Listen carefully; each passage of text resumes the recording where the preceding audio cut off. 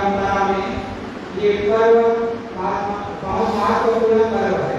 गुरु पूर्णिमा का पर्व खासकर गुरु और शिष्य, भक्त और संत के बीच का एक पर्व है। आज के दिन खासकर जो भक्त होते हैं, जो साधक होते हैं, शिष्य होते हैं, गुरु के प्रति अपने समर्पण भाव, अपने शिष्यत्व भाव को समर्पित करके उससे ज्ञान का अर्जन करते हैं और उनके कार्य को याद करते हैं। आज के दिन खास करके इसलिए गुरु पूर्णिमा का ये पर्व मनाया जाता है। तो गुरु पूर्णिमा के पर्व में हम आप सब उपस्थित हैं। आप सबको गुरु पूर्णिमा के पर्व के अवसर पर आप सबको हार्दिक शुभकामनाएं हैं। आपके जीवन में, आप सबके जीवन में सुख, समृद्धि और शांति तीनों का समायोजन, सुख भी मिले, समृद्धि भी मिले। सुख होता है भौतिक, समृद्धि होती है ऐश्वर्य का और शांति होती है आत्म। तो तीनों की उपलब्धि हो आप सबके जीवन में, यही मेरी शुभकामना है। आए सदगुरु कबीर साहब का ये आश्रम है और आश्रम के प्रांगण में हम सब बैठे हैं। तो शुरू करते हैं सदगुरु कबीर साहब के पद के माध्यम से। गुरु की महिमा अनंत है, अनंत किया उपकार, लोचन अनंत उधारिया, अनंत दिखा मनहार। यह तन ऋषि की वेदगी, गुरु अमृत की खान, शेष दिए जो गुरु मिले तो भी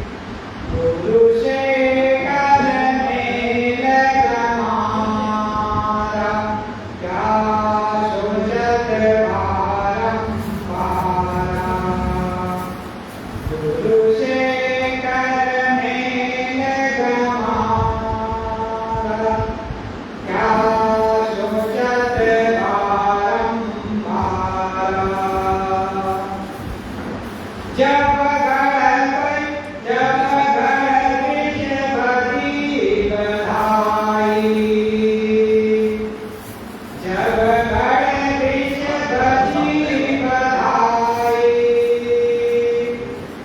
तब हंसा चले अकेला। जब गण बीच होत सकेला, जब गण बीच बजी बधाई, तब हंसा चले अकेला। जब गण बीच होत सकेला, तब छूटे यह संसार। गुरु से करने गवारा, क्या सोचत बारंबार। गुरु से करने गवारा, क्या सोचत बारंबार। कहत कबीर समुझ मन करनी, वाके अंतर बीच कतरनी। कहे कबीर समुझ मन करनी, वाके अंतर बीच कतरनी। कतरनी की गाढ़ी न छूटे, वाके पकड़ी पकड़ी यम लूटे। कतरनी की गाढ़ी न छूटे, वाके पकड़ी पकड़ी यम लूटे। गुरु से करने गवारा, क्या सोचत बारंबार।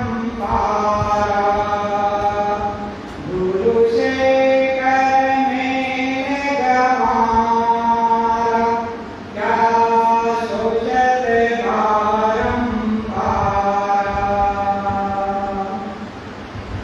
सद्गुरु कबीर साहब इस पद में कहते हैं, गुरु से करने गवारा। दुनिया में आदमी क्या करता है, किससे मेल करता है? सबसे पहले तो पति है, पत्नी से मेल करता है। पत्नी पति से मेल करता है, माता पिता गुरु से मेल करते हैं, और रिश्तेदार नातेदार धन प्राणी पदार्थों से मेल करते हैं। और मानते हैं कि सब मेरे सगे हैं। मानते हैं ना? किसको सगा मानते हैं? परिवार के लोगों को सगा मानते हैं। कबीर साहब ने कहा है, सगा वो होता है जो कभी दगा नहीं देता। सगा कभी दगा नहीं देता है। हम सब सगा अपने परिवार के लोगों को मानते हैं, लेकिन वो परिवार के लोग एक दिन दगा भी दे देते हैं। कबीर साहब ने कहा है, संत सगा और गुरु सगा। संत सगा और गुरु सगा, अंत सगा है राम। कहा कबीर का दास को तीन और विश्राम। कौन सगा है? संत ही सगा होता है। सगा वो होता है जो हमेशा हमारे लिए, आपके लिए, जो शिष्य हैं, भक्त है, उनके लिए कल्याण की बातें सोचते हैं, हित की बातें सोचते हैं। सुख और समृद्धि की बात कौन सोच सकता है? यदि कोई आदमी अपने पुत्र के लिए, परिवार के लिए, रिश्तेदार के लिए सोच सकता है, लेकिन संत ही एक ऐसा मात्र होते हैं जो संसार के हर प्राणी के लिए सोचते हैं। ऐसा नहीं है कि ये मेरा है, ये उसका है। जहाँ पक्षपात आ गया वो संत नहीं होता है। क्या समझे? जिसके दिल में पक्षपात आ गया, जिसके दिल में मेरा और तेरा की बात आ गया, अमुक का उन्नति हो, अमुक का हित हो, अमुक की अवनति हो, अमुक के काम बिगड़ जाए, ये बात आ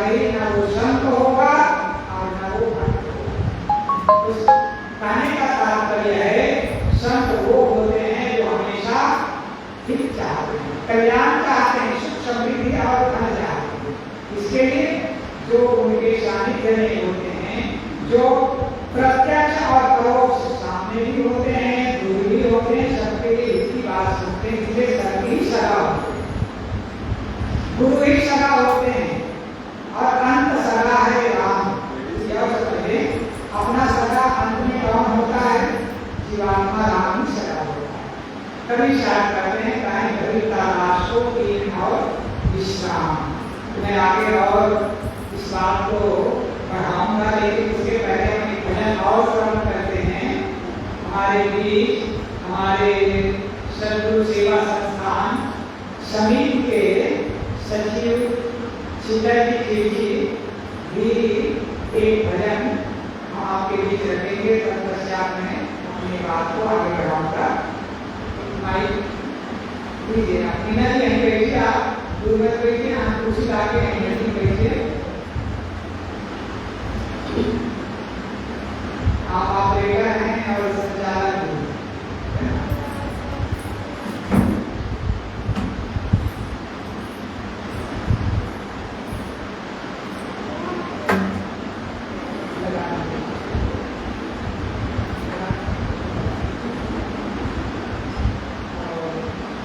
सेकंड नंबर पे लगाइए, दूसरा नंबर पर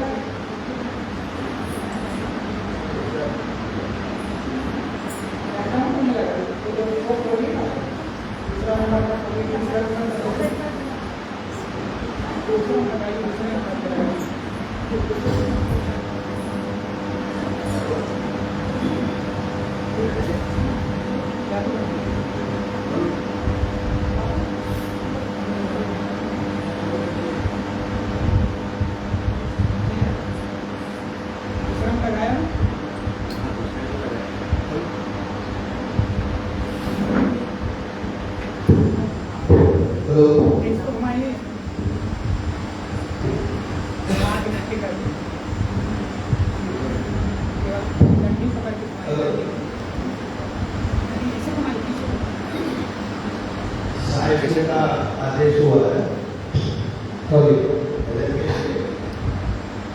जैसा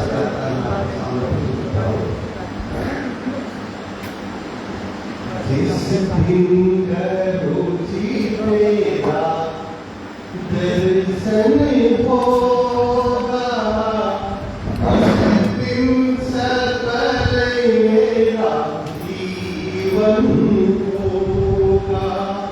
आप गाइए, जिस दिन रुचि मेरा दर्शन होगा, उस दिन सफल मेरा जीवन होगा। तन मन जग मेरा अर्पण होगा, उस दिन सफल मेरा जीवन होगा। जिस दिन करूँगी मेरा दर्शन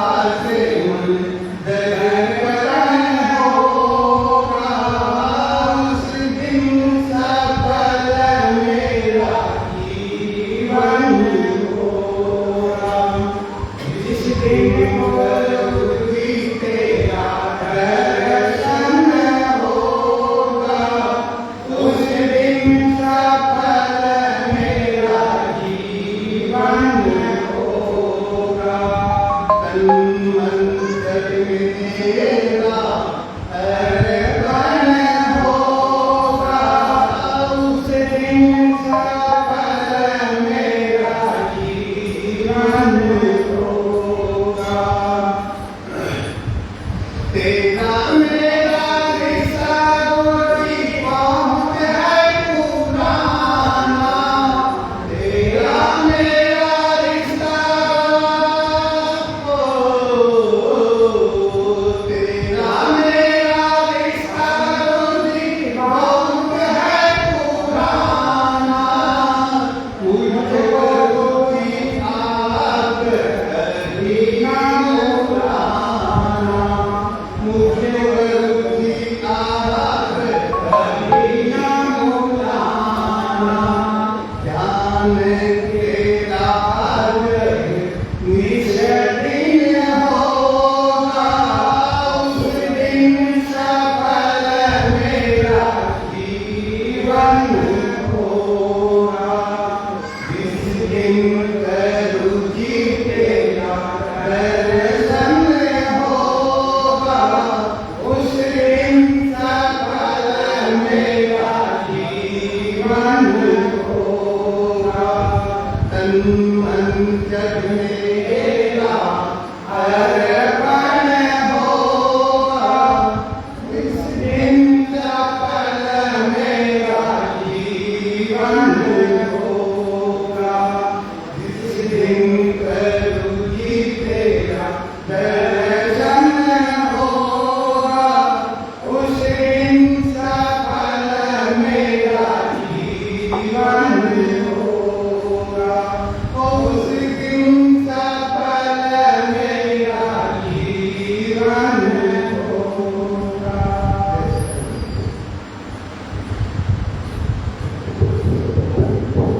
अभी हमारे बीच हमारे आश्रम के सचिव श्री शीतल जी द्वारा सुंदर भजन श्रवण की। तो मैं सदगुरु कवि साहब का पद रखा था, क्या भजन क्या नहीं भजन नहीं, मैं इसको बजाई इसको कैमरे के लिए बोलो, कैमरा।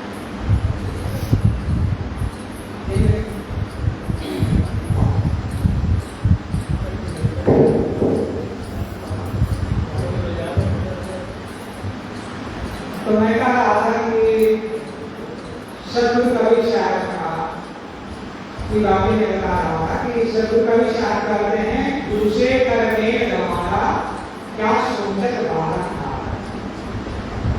आदमी मेल किससे करता है? दुनिया के पदार्थों से, दुनिया के प्राणी और पदार्थों से आदमी मेल करता है, जो मेल एक दिन बेमेल होता है। मेल ऐसा करें जो कभी छूटे ना। तो आदमी मेल करता है धन प्राणी और पदार्थ से। कवि साहब कहते हैं मेल गुरु से करो।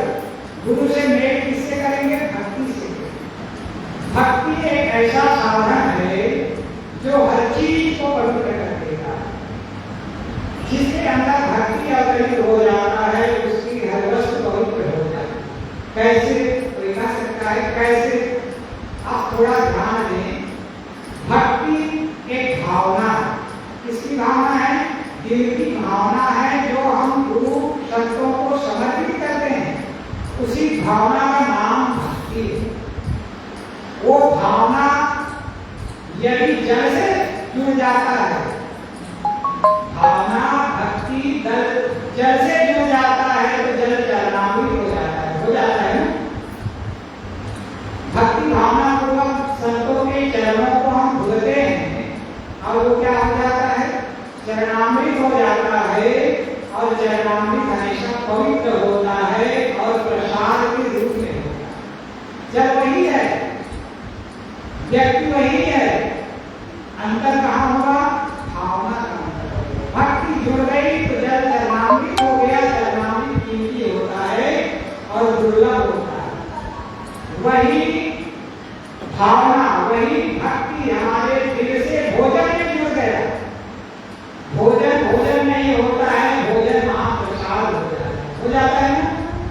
भोजन प्रसाद हो जाता है, प्रसाद कीमती होता है, प्रसाद दुर्लभ होता है। महाप्रसाद पाने के लिए आदमी तरसते हैं। गुरु का महाप्रसाद मिल जाए, भोजन प्रसाद और ज्ञान प्रसाद ही महाप्रसाद होता है। जिनको गुरु का प्रसाद मिल जाता है, गुरु का ज्ञान प्रसाद मिल जाता है, उसका जीवन धन्य हो जाता है। सभी को मिला था, मौला भक्ति का ज्ञान मिला था, सभी का जीवन महान हो गया। मीरा को भी भक्ति का ज्ञान मिला था, भक्ति का प्रसाद मिला था। किसके द्वारा मिला हुआ था? कैलाश वाला मिला हुआ था। तो मीरा का जीवन महान हो गया। क्यों महान हुआ? क्योंकि वो महाप्रसाद मिला। कहने का तात्पर्य है, जिस चीज से भावना और भक्ति हो जाती है उसकी कीमत को हमेशा बढ़ा देती है। भक्ति और भावना कर्म में जुड़ गया। हम काम करते हैं, धंधा करते हैं, व्यापार करते हैं, या फिर घर में ही काम धंधा करते हैं। हम क्या करते हैं? काम धंधा करते हैं। और वही काम धंधा में भक्ति और भावना को जोड़ देते हैं तो कर्म पूजा हो जाती है। कभी साहब ने कहा है, जहाँ जहाँ जो सो परिक्रमा जो कुछ करो सो पूजा, जब सोमो तब करो दंडवत भाव मिलाओ पूजा। आँख न मूंदो, कान न रूदो, काया कष्ट न धारो, खुले नयन हंस पहचानो, सुंदर रूप निहारो, सबल निरंतर मनवा राता मन वासना त्यागी, सुख से एक परे परम पद सो पद है सुखदाई, संतोष समाधि। कवि साहब कहते हैं, जहाँ जहाँ जहाँ जहाँ मैं बोलता हूँ, चलता हूँ, मान परिक्रमा हो गई। किसकी परिक्रमा कर रहा हूँ? भगवान की परिक्रमा कर रहा हूँ, गुरु की परिक्रमा कर रहा हूँ। जो कुछ करो सो पूजा, जो कुछ भी मैं करता हूँ वो पूजा हो जाती है। भाव मिलाओ पूजा। कहने का तात्पर्य है, कर्म में भावना और भक्ति जुड़ गई तो वो पूजा हो गई। आदमी मंदिर में जाकर के पूजा करता है, मंदिर में बैठ करके पूजा तो करते होता है, घर में भी मंदिर बना करके पूजा करते रहता है। आदमी का आधा मन दुकान और धंधे में लगा रहता है। वो पूजा होगी, क्या होगा? अब कहना नहीं चाहिए वो पूजा नहीं। पूजा वो होती है जहाँ तन और मन हमारा स्थान में बैठा हो, वो पूजा होती है। हम कर्म कर रहे हो, चाहे जो कर्म करते हो, चाहे धंधा कर रहे हो, व्यापार के क्षेत्र में बैठे हो, दुकान में बैठे हो, घर में ही झाड़ू पोछा का काम कर रहे हो। अभी मैंने भजन गाया था ना, तुमने आकर नहीं द्वारा कैसे आएंगे भगवान। भगवान कब आएगा? झाड़ू को हम पूजा समझे। हम क्या करते हैं? झाड़ू और पोछा लगाना पूजा ही समझते हैं। तो ये भगवान का कहने का तात्पर्य है, छोटा काम हो, बड़ा काम हो, यदि हम पूजा समझ के करते हैं तो वो कर्म पूजा हो जाएगी। अंग्रेजी में भी कहा जाता है वर्क इज वर्शिप। कहा जाता है ना, वर्क मतलब काम, वर्शिप का तात्पर्य होता है पूजा। तो कर्म को हम पूजा बनाए। कब होगी पूजा हमारी कर्म? जब भावना और भक्ति हर कर्म में हो जाएगा तो हर कर्म पूजा हो जाएगी।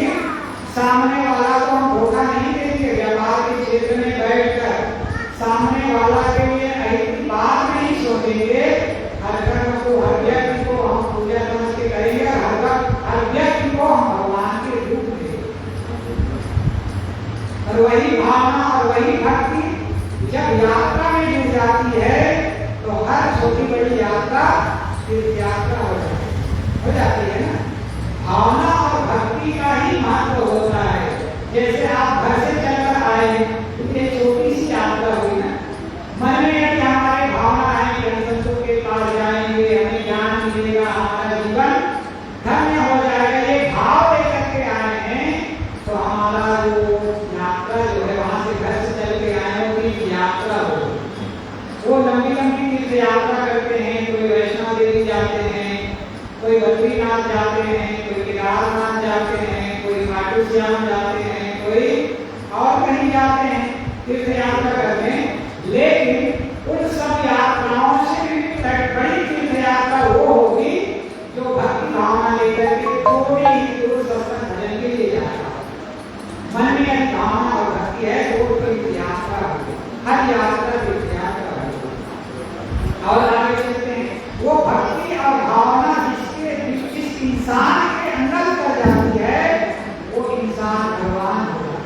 इंसान ही तो भगवान होता है। राम कौन थे? महाराज श्री राम कौन थे? इंसान थे। महाराज श्री कृष्ण कौन थे? इंसान ही तो थे। जिन्हें भगवान कहा जाता है वो भी हम आपके शरीर के इंसान थे। बस अंतर उनके और हमारे दिल के भाव में, उनके अंदर भक्ति का भाव इतना सदाबोर था कि उन्हें भगवान का दर्जा मिल गया। और हम आप सब भगवान को, भगवान की पूजा करके आज पत्थर हो रहे हैं। आज आदमी मंदिर में जाकर के भगवान की पूजा करते हैं, किंतु भी उसका दिल और मन उसका क्या होता है? पत्थर का होता है कि इंसान का होता है? पत्थर का कहने का तात्पर्य है जो इंसान मंदिर में भगवान की मूर्ति की तो पूजा कर लेता है, लेकिन मन में छल कपट ये सब भरा होता है। जब छल कपट भरा हुआ है तो मन पतलाया है कि मन कोमल है? सोचना है। मन है कि मन में छल है, मन में कपट है, मन में चतुरता है, मन में धोखा देने की भावना है, तो हमारा मन कोमल नहीं हुआ है। मंदिर में जाकर भगवान के सामने शीश जरूर झुकाएं, लेकिन हमारे अंदर भक्ति का भाव नहीं आया है, इसलिए मंदिर में हमें भगवान नहीं नजर आएगा और बाहर की तरफ नजर नहीं आएगा। जिस व्यक्ति का मन, जिस व्यक्ति का दिल भक्ति और भाव से भर जाता है, उसे मंदिर ही नहीं हर स्थान में भगवान ही भगवान नजर आता है। जो प्राणी है वही भगवान है। किसी ने बहुत सुंदर कहा, भगवान राम से ही पूछा गया कि भगवान हमें कहाँ मिलेंगे। जिन्हें भगवान मानकर पूजते हैं लोग, उसी महाराज श्री राम से पूछा कि भगवान का दर्शन कहाँ होगा। तो महाराज श्री राम को कहना पड़ गया, अस प्रभु हृदय अछत अविकारी दीन जान सब जीव दुखारी। वो प्रभु कहाँ मिलेगा? दिल में। अस प्रभु हृदय अछत अविकारी, वो अक्षत है, अविकारी है, वो मिलेगा। तो मैं ज्यादा लंबा विशेष न करके मैं कहना चाहता हूँ कि कवि साहब कहते हैं, गुरु से करके हमारा क्या सोचत बारंबार। जब पार करना चाहिए तब केवट से निकले। नदी हो, नदी से पार उतरना है तो किसी सहारा लेना पड़ेगा? नाविक का सहारा लेना पड़ेगा, केवट का सहारा लेना पड़ेगा। नदी को उतर लेते हैं, यहाँ तक समुद्र को भी आदमी पार कर लेता है। इनकी घटना में आपको बीच कहा करता हूँ, श्रीलंका का एक कहना चाहिए 17 और 18 साल का युवक 2 महीना पूर्व वो श्रीलंका से तैरते भारत आ गए। मेरे ख्याल से 45 किलोमीटर के आसपास है श्रीलंका। 45-50 किलोमीटर की दूरी है समुद्र, लेकिन उतनी दूरी को तैरते वो भारत आ गए। तो समुद्र को भी आदमी तैर लेता है, नदी तैर लेता है, तालाब तैर लेता है, समुद्र को भी तैर लेता है आदमी, किंतु तैर नहीं पाता है अपने दिल को। दिल की भावनाओं में आदमी डूब जाता है। तो आपने कहा था कि अष्टम हृदय अच्छा अभिकारी, दिल में यदि हम तैर जाते हैं संसार सागर से हम पार हो जाएंगे। कभी राम महाराज श्री राम कहते हैं, अष्टम हृदय अच्छा अभिकारी दीन जान सब जीव दुखारी। संसार के लोग इसलिए दुखी हैं क्योंकि वो अपने हृदय में और संसार के प्राणियों के अंदर भगवान को देखते नहीं हैं, भगवान को समझ नहीं पाते हैं, भगवान का दर्शन नहीं कर पाते हैं। इसलिए उन्हें न मंदिर में भगवान मिलता है, न तीर्थों में भगवान मिलता है, और न ही प्राणियों में भगवान मिलता है। बस उन्हें मिलता है भगवान के मंदिर में भगवान की प्रतिमूर्ति मिलता है, और प्रतिमूर्ति भगवान नहीं हो सकता है। जैसे कागज के गाय से हमें दूध नहीं मिल सकता, कागज या फिर पत्थर के गाय से हमें दूध नहीं मिल सकता, पत्थर के टीचर से हमें विद्या नहीं मिल सकती, पत्थर के गुरु से हमें ज्ञान नहीं मिल सकता, पत्थर के पुलिस से सुरक्षा नहीं हो सकती। ठीक वैसे ही पत्थर के स्त्री और पुरुष से किसी को सुख नहीं मिल सकता, ठीक वैसे ही पत्थर के मूर्ति से किसी को भगवान नहीं मिल सकता। क्यों? क्योंकि उसके लिए जीवन चाहिए और जीवन हर प्राणियों के भीतर होता है। कभी शायद कहते हैं गुरु से करने रवाना क्या सोचत बारन मारा, जब पार उतरना चाहिए तो केवल से मिल रही है, जब उतर जाए तो भाव बाधा तब छूटे ईश्वर संसार। जब भाव से पार हो जाएंगे तो संसार सागर आपसे छूट जाएगा, आप संसार से पार हो जाएंगे। कौन पार लगाएंगे? गुरु ही पार लगाएंगे। आज सौभाग्य की बात है, हम आप सब गुरु पूर्णिमा के शुभ अवसर पे उपस्थित हैं। तो आज हम गुरु को स्मरण करें। गुरु को स्मरण इसलिए करें जो हमें भवसागर से पार उतारने वाले, संसार सागर से पार उतारने वाले हैं। कैसे पार उतारेंगे? अगली पंक्ति में कवि साहब कहते हैं, जब दर्शन को दिल चाहिए तो दर्पण मानत रहे, दर्पण में लागी गाई तब दर्श कहां से पाई। जब दर्शन को दिल चाहिए, किसका दर्शन? भगवान का दर्शन। किसका दर्शन? आत्म दर्शन। यदि भगवान का दर्शन करना चाहते हैं तो भी वही बात करना पड़ेगा, यदि आत्म दर्शन करना है तो भी वही काम करना पड़ेगा। कवि साहब उदाहरण दे रहे हैं, यदि दर्शन करना चाहते हो तो क्या करना पड़ेगा? दर्पण मानना पड़ेगा। दर्पण में हम अपना चेहरा देखते हैं, चेहरा प्रतिबिंबित होता है दर्पण में। कब? जब दर्पण स्वच्छ होता है, साफ होता है, तो उस दर्पण में हमें अपना चेहरा प्रतिबिंबित होता है, नजर आता है। दर्पण में लागी गाई, फिर दरस कहां से पाई? दर्पण में गंदगी लगी हो, दर्पण में काली पुता हुआ हो, दर्पण में अपना चेहरा दिखाई देगा? नहीं देगा। ये कवि साहब उदाहरण दे रहे हैं हम और आपको जगाने और समझाने के लिए। कैसे?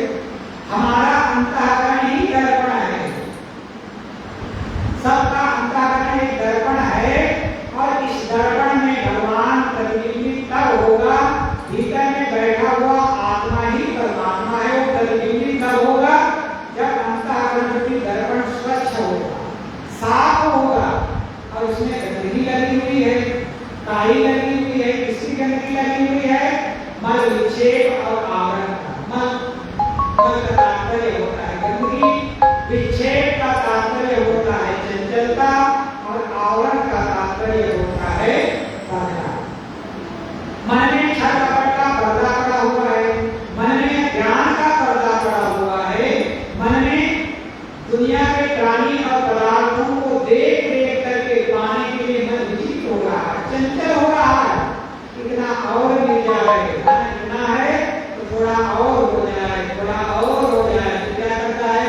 आदमी का मन करता है धन धन धन धन धन धन। आदमी का चित्त राशि क्या करता है? धन धन धन धन धन धन धन धन।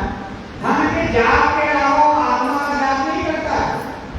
मंदिर में भी जाता है तो मंदिर में भगवान से भी मांगता है, भगवान एक फैक्ट्री है तो दूसरी फैक्ट्री लगवा दो, एक दुकान है तो भगवान इतना मेरे धंधा को चमका दो कि दूसरी दुकान और हो जाए। भगवान एक प्लाट है तो मेरे धंधा को ऐसे चमका दो कि दूसरा प्लाट और खरीद लूं। ये क्या है? धंधा है ना। भगवान से भी सौदा कर रहा है, धन की सौदा कर रहा है। तो जिसमें क्या चल रहा है? भगवान नहीं चल रहा, वहां चल रहा है धन धन धन धन चल रहा है। तो कहने का तात्पर्य है ये विक्षेप आ जाता है, धन और प्राणी पदार्थों को हम अपने चित्त में दे देते हैं तो चित्त चंचल रहता है। मंदिर में भी जाकर वही लाभ होता है। इसलिए इसलिए बहुत सुंदर कहा है कि मंदिर में पुजारी नहीं होते, हालांकि व्याख्यात्मक दृष्टि से कहा है और भगवान को मानने वाला नहीं कहा। मंदिर में जो जाते हैं अधिकतम लोग वो पुजारी नहीं जाते। कौन जाते हैं? अधिकतम लोग वो जाते हैं मंदिर में रोज जो भगवान से सौदा करते हैं। क्या सौदा करते हैं? भगवान मेरे बेटे की नौकरी लगा देना, भगवान मेरे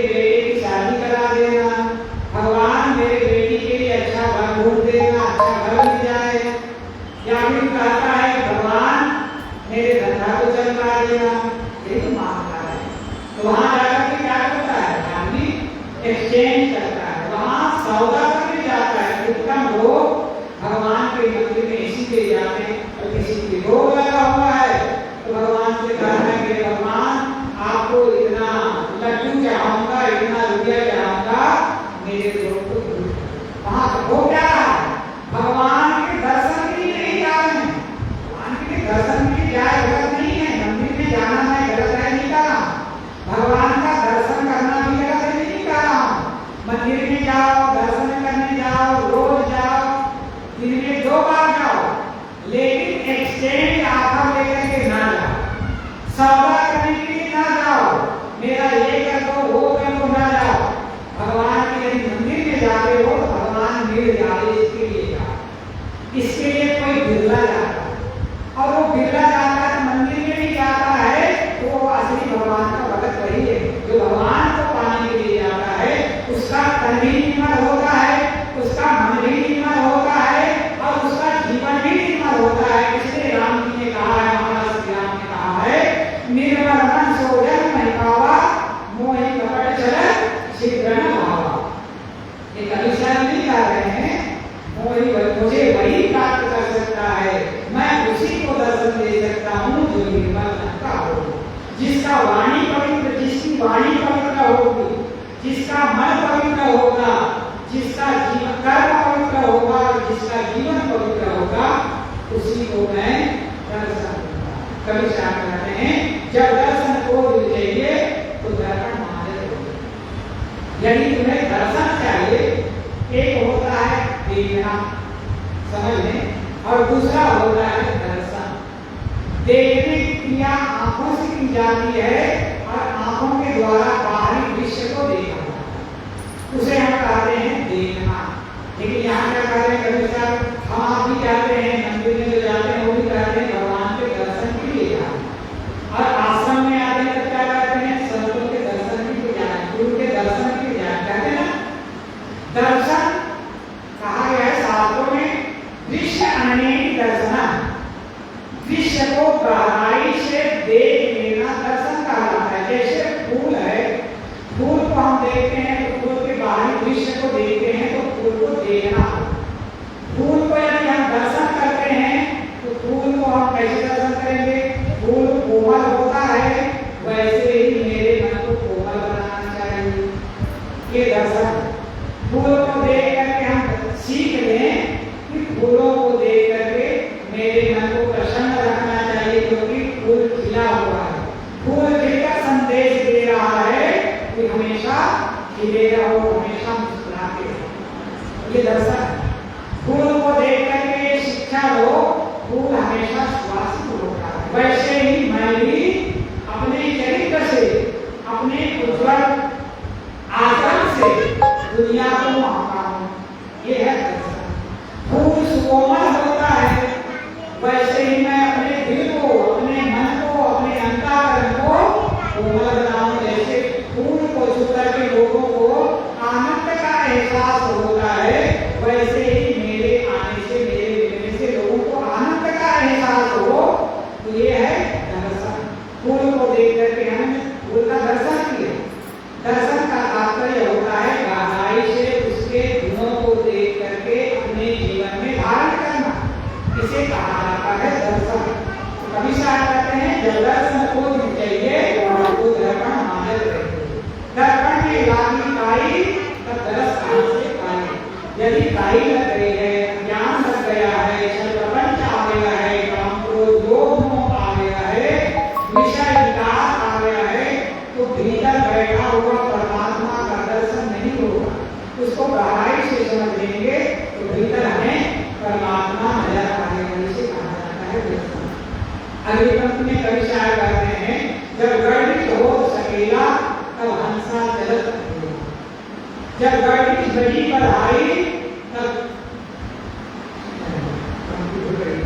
कवि शायर कहते हैं, ये शरीर की गढ़, गढ़ पर एक किला है, इस पर बाजा बजते हैं, अर्थात श्वास ऊपर नीचे चलने लगता है, तो आदमी के जीवन का अंत समय आता है, और अंत समय में एक जीव अकेला जाता है। अकेला जाने की स्थिति में हमारी क्या गति होगी, इसके लिए हमने क्या काम किया है, इसलिए बहुत सुंदर कहा है।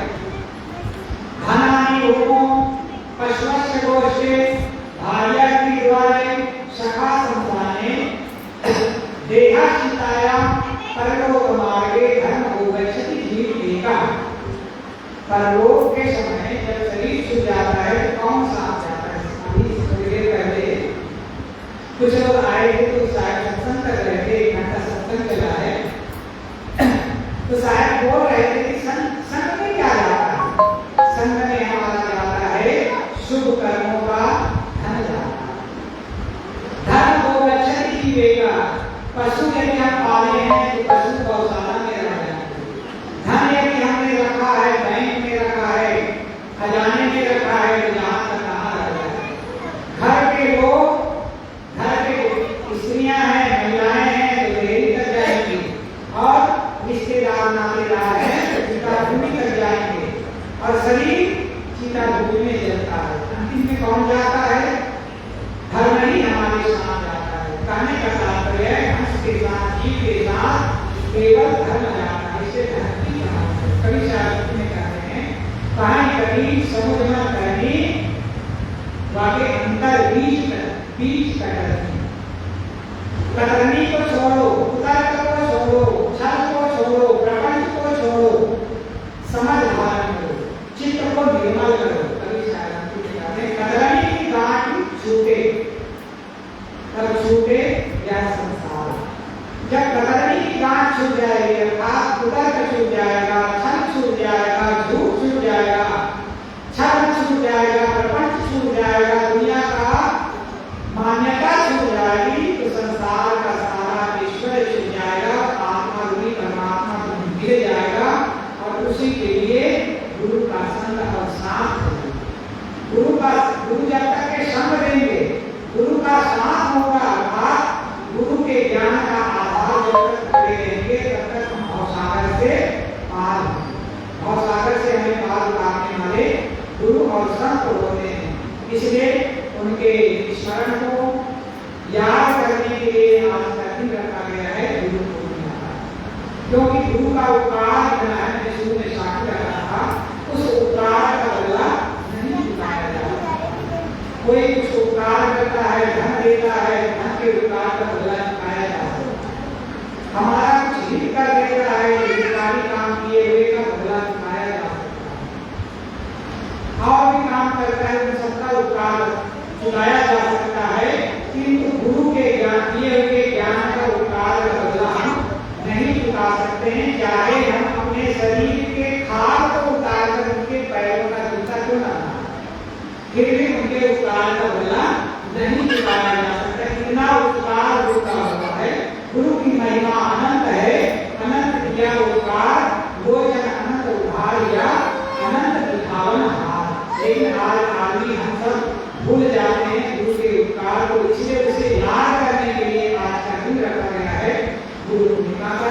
तो इस अवसर में हम गुरु के उपकार को याद करें, धारण करें, और गुरु के ज्ञान को धारण करके वैसे जीवन बनाएं। तो जहाँ गुरु पहुंचे हैं वहाँ हम भी। तो मैं ज्यादा विस्तार न देते हुए इन्हीं शब्दों के साथ मैं अपनी वाणी को विराम देता हूँ। बोलिए सद्गुरु कबीर साहिब की जय, बोलिए सद्गुरु अभिलाष साहिब की जय, सब संतों की जय। हमारे भी सम्मानित शास्त्री हरेंद्र शास्त्री उपस्थित हैं, उनके संगीतमय विचारों से हम आप सब लाभ होते हैं।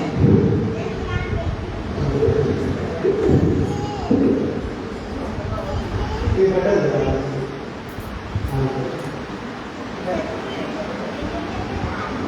उसमें लगा सेकंड पार्ट में दूसरा नंबर में इसे बदल रहा है। दूसरा नंबर में लगता है। ये वहाँ से वहाँ नहीं, अरे पलट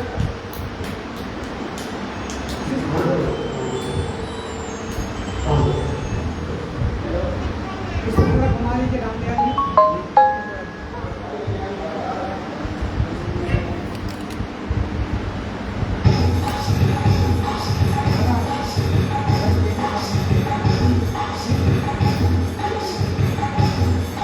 हेलो प्रेम से बोले श्री शत्रु कबीर साहिब की जय, सद्गुरुदेव की जय, संत समाज की जय। देखो जो बच्चे हल्ला करेंगे उनको प्रसाद नहीं मिलेगा, जो बच्चे हल्ला करेंगे उसको प्रसाद नहीं मिलेगा, और डॉक्टर बुलाएंगे और उनको इंजेक्शन लगाएंगे, डॉक्टर बुला इंजेक्शन लगाएंगे।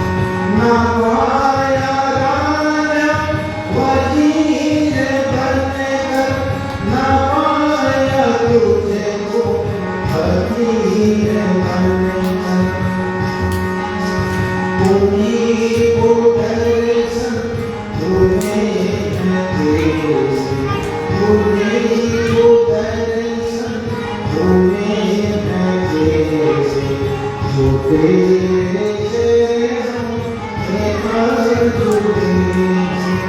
उन्हीं को दर्शन तुम्हें न देसे, जो तेरे चरणों में जुड़े हैं। जगत में चिंता मिटी है उसकी, जो तेरे चरणों में जुड़े हैं।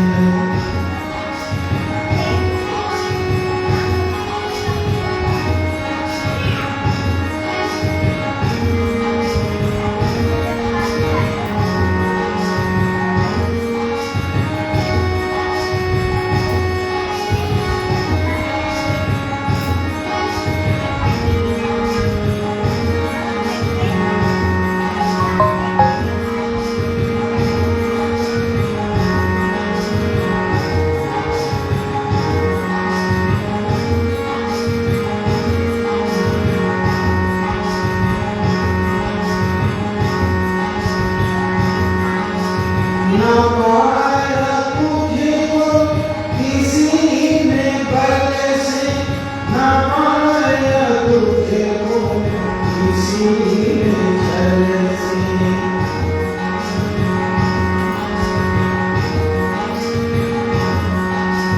ना पाया तुझको किसी ने बल से, ना पाया तुझको किसी ने छल से।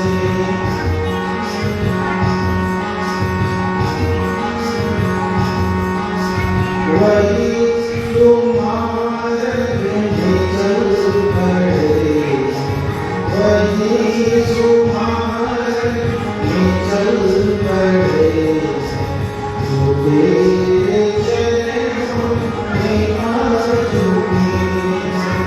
जगत में चिंता मिटी है उसकी, जो तेरे चरणों में आ चुके हैं।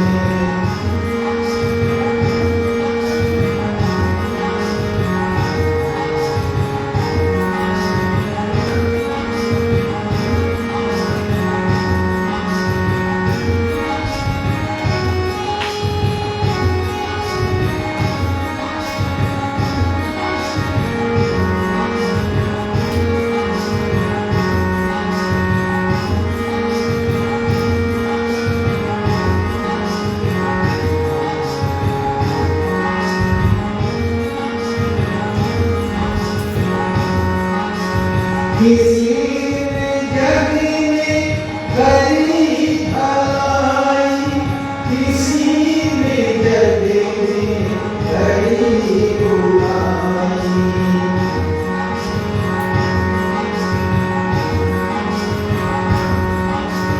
किसी ने जग में करी भलाई, किसी ने जग में करी बुराई। वही सुमार में चल पड़े, वही सुमार में चल पड़े, जो तेरे चरणों में आ चुके हैं। जगत में चिंता मिटी है उसकी, जगत में चिंता मिटी है उसकी, जो तेरे चरणों में आ चुके हैं।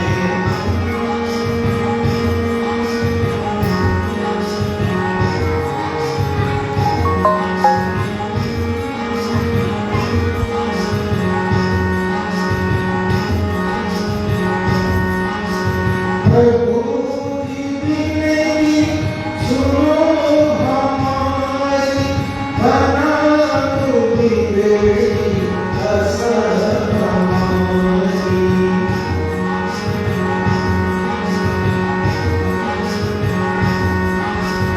प्रभु जी सुनो हमारी बना दो बिगड़ी दशा हमारी।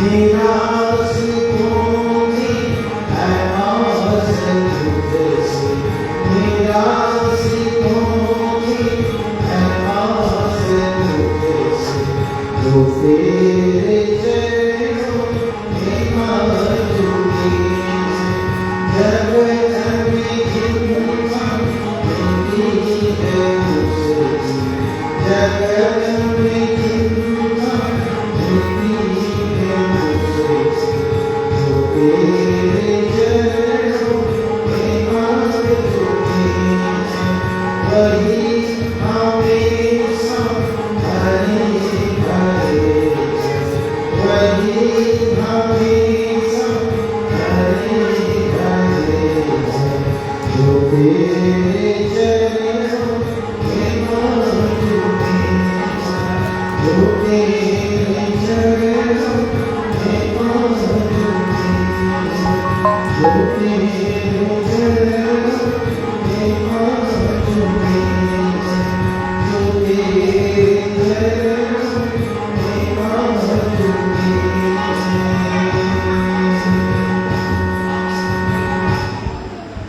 प्रेम से बोलिए श्री सद्गुरुदेव की जय। कुछ सवाल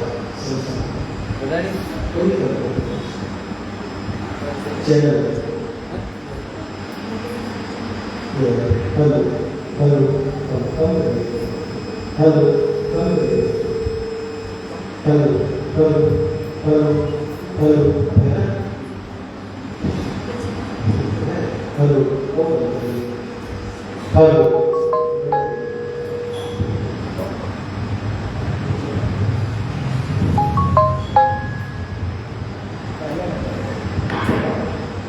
हेलो हेलो हेलो ठीक।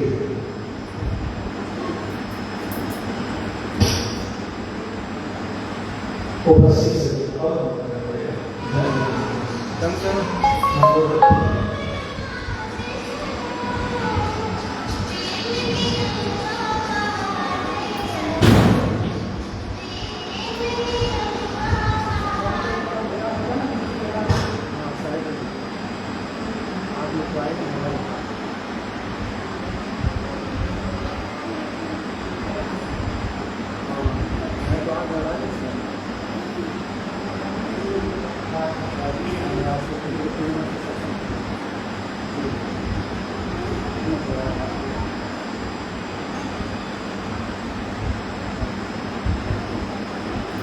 लाइव जा रहा है साहब, लाइव में लोग देख रहे हैं।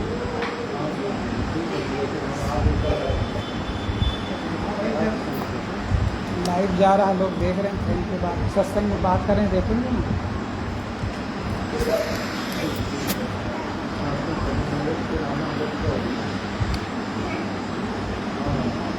कम बात करिए सर, लाइव जा रहा है।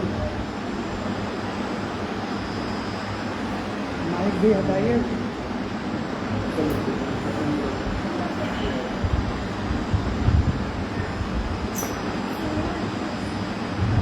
बोलिए श्री सद्गुरुदेव की जय।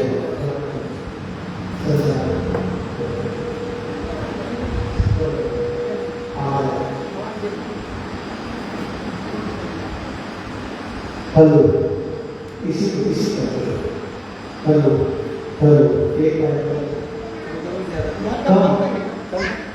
हेलो हेलो ओके हेलो ठीक है।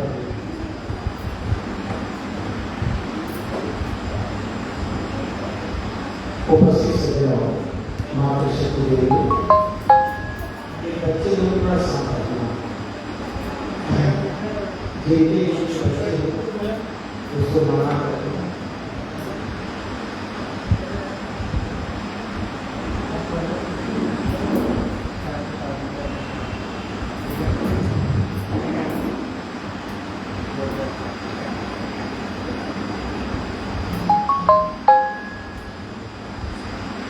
गुरु मतलब होता है आत्मरक्षा,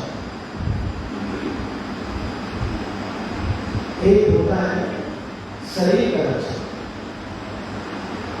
एक होता है समय का रक्षा, एक होता है देश का रक्षा और एक होता है हमारे आत्मरक्षा। शरीर का रक्षक पत्नी के पति और पति के पत्नी, भाई के भाई है तो पिता के पुत्र है तो पुत्र के पिता है। ये हमारे शरीर के रक्षक। दूसरा देश का रक्षक जो अपने बाहों में अपने सीने पर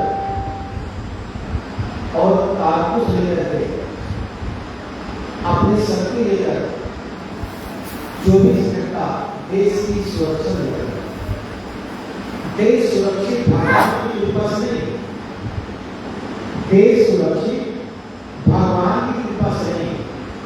देश अगर सुरक्षित है तो आपकी सीमा पर बाण लेकर के खड़े हुए, बंदूक लेकर के खड़े हुए जो आपके फौजी, ये फौजी की कृपा से भारत देश नहीं पूरा देश सुरक्षित है, न कि भगवान की कृपा से।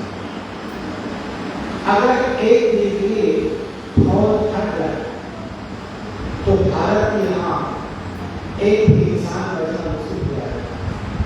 आदमी के अंदर में आई हुई विकृतियां इतना ज्वलन रूप लेकर के धरती को ताश नष्ट कर देती है।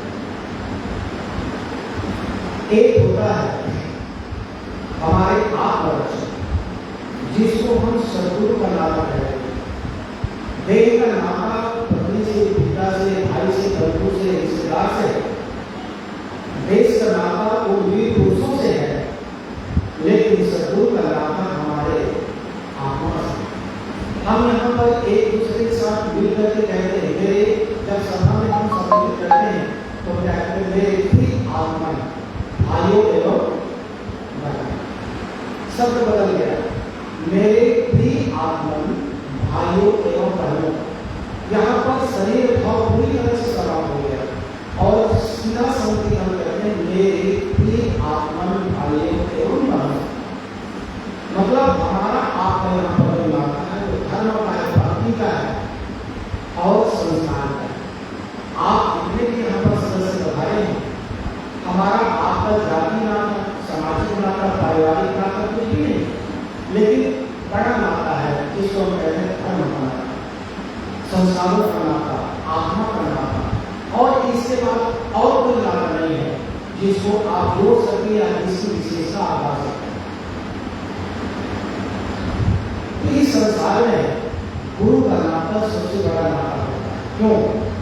कोई आदमी अगर पेड़ से गिर के बच जाए, आप जैसे दयालु की आत्मा निकल जाएगी, तुरंत उनको हॉस्पिटल में ले जाकर भर्ती करेंगे और कहेंगे ये घटना नहीं होनी चाहिए, हो गया, चुप रहेगा। आपको दया आएगी, आप समय नहीं, आप उनको धन भी लगा करके रक्षा करने की कोशिश करेंगे, पहले आपके गाँव को पड़ोसी करेंगे। कोई आदमी पेड़ से गिर के बच जाता है, बचाने वाले को उधार माना जाता है। कोई आदमी नदी के धार में बह रहा हो, बचाने वाले को कार माना जाता है। कोई आदमी जहर पी करके मर रहा हो, बचाने वाले को कार माना जाता है। कोई आदमी फांसी लगा करके मर रहा हो, बचाने वाले को कार माना जाता है। उसे भी कहेगा अब सद्गुरु को कार है तो हमको जन्म जन्म के जन्म और मरण से बचा करके जीवन का उपकार करते हैं। एक से बड़ा और उपकारी इस संसार में कोई नहीं। अगर गुरुदेव महापुरुष मार्ग का मार्गदर्शन नहीं मिलता, आज जो हमारा स्थान है लाखों लाखों लोगों से, एक दो चार दस नहीं साहब, लाखों लाखों लोग जो जीवन अस्त व्यस्त जी रहे हैं, अभद्र जीवन, गंदा जीवन और जिसको हम कहते हैं अपमानित जीवन, बदनाम का जीवन, दुष्ट जीवन, घिनौना जीवन, जो आज लाखों लाखों लोग जी रहे हैं, उनसे हम लोगों का स्थान हो जाए। हम उस प्रकार से नहीं देखते, हम उस प्रकार से नहीं सुनते, हम उस प्रकार से नहीं सोचते, हम उस प्रकार से नहीं करते। इसी तरह जिसको संसार के लोग नीच, अधम, दुष्ट, पागल, लंपट और अनेक गलत शब्दों से प्रयोग करके प्रहार करते हैं, हम वैसा जीवन नहीं जीते, क्योंकि सदगुरु ने मुझे एक ज्ञान की दृष्टि दी और जिसके कारण से मैंने अच्छा और बुरा, पाप और पुण्य, धर्म और अधर्म, नरक और स्वर्ग की परिभाषा को समझ लिया। इसलिए अब मेरे पास कोई विकल्प नहीं है जिस विकल्प के माध्यम से मैं कोई गलत जीवन जी सकूं। इसलिए 7 दीप 9 खंड में गुरु से बड़ा न कोई, करता करे न कर सके, गुरु करे सो होए। सदगुरु कबीर साहब ने कहा 7 दीप 9 खंड में, अरे भाई साहब ये किशन की बात छोड़, ये आपके प्यारों की बात छोड़, ये आपके राजस्थान की बात छोड़, केवल भारत की बात छोड़, 7 दीप 9 खंड में, 7 दीप और 9 खंड, 9 ये भूखंड है। 7 दीप 9 खंड में गुरु से बड़ा न कोई, गुरु से कोई संसार में बड़ा नहीं। सूर्य की उदय होता है तो नार्वे में तो 24 घंटे सूर्य चमकता है, अमेरिका में अंधेरा होता है, भारत में दिन होता है, लेकिन जब गुरु की ज्ञान की शक्ति उदय हो जाती है तो कभी भी किसी दिन को अंधेरा नहीं, हमेशा सोते जाते उठते बैठते, और चाहे वो ऑफिस में रहे, अपने घर में रहे, चाहे वो विश्राम में रहे, चाहे पूजा में रहे, लेकिन गुरु के ज्ञान की रश्मि, गुरु के ज्ञान की ज्योति, गुरु के ज्ञान का प्रकाश हमेशा हर किसी दिलों में प्रकाश होते रहता है। इसलिए सूर्य भी गुरु की शक्ति, गुरु की भक्ति और गुरु की तपस्या के सामने इनकी माध्यम नजर, इनके माध्यम लेकर और एक दिए की तरह महसूस होती है, लेकिन गुरु का किसी के दिलों में सूर्य की तरह चमक रहा है। तो इसीलिए कहा गया 7 दीप 9 खंड में, गुरु से बड़ा न कोई, करता करे न कर सके, गुरु करे सो होए। और गुरु जो कर देता है वो और किसी से नहीं होता। आप लोग जानते हैं इस दुनिया में मार्ग 2 है, एक है संवारने का मार्ग और एक है मार्गने का मार्ग। गुरु हमारे जीवन को संवार देता है, और जिसको आप लोग मंदिर में जाकर के पूछते हो, पंडित जी आपको मैं थोड़ा सा लेक्चर करूंगा, अपने पर डायरेक्ट मत ले लें, आप हमारे मित्र हैं, आप हमारे दोस्त हैं, आप हमारे साथी हैं, इसलिए आप कह रहे हो भगवान जिसको हमने चुना, जिनको हमने संसार के भगवान माना, आप 33 करोड़ देवी देवता मान लो, चाहे आप 16 अवतार मान लो, चाहे ब्रह्मा विष्णु महेश मान लो, किसी भी मान लो, जिनको आपने भगवान माना, समय आने पर उन भगवान लोगों ने किसी को क्षमा नहीं किया। इसीलिए कबीर साहब ने कहा आपन धर्म में हो जाए, धर्म का लिखा मेरे गांव कैसे जो कोटि सिराई। और आगे गुरु वशिष्ठ मिली लगन सुधारो, गुरु वशिष्ठ मिली, ये वशिष्ठ विश्वामित्र सदानंद मिल करके और लगन सुधारो। इसका लगन सुधारो, इसका रावण और मंदोदरी का पंडित जी, इसका लगन सुधारा। पंडित जी बोल दे दो, रावण और मंदोदरी का लगन सुधारो। किसका?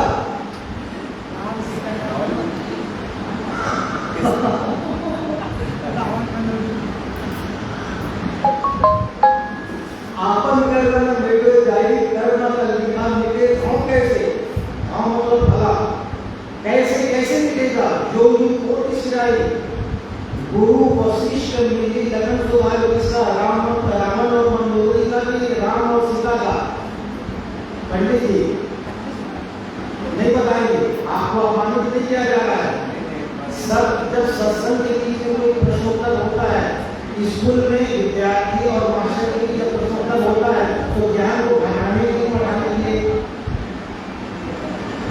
स्कूल में प्रश्नोत्तर होता है तो विद्यार्थी के ज्ञान को बढ़ाने के लिए, घटाने के लिए। आपको नहीं बताना है मेरा प्यार, स्कूल में विद्यार्थी और शिक्षक के बीच में प्रश्नोत्तर होता है तो ज्ञान को बढ़ाने के लिए, घटाने के लिए। आपको पूछा क्यों? दूसरा, सत्संग के बीच में अगर आप प्रश्न करते हैं या सत्संग के बीच में कोई संत प्रश्न करते हैं तो ज्ञान को बढ़ाने के लिए, घटाने के लिए कितनी बात करते हैं?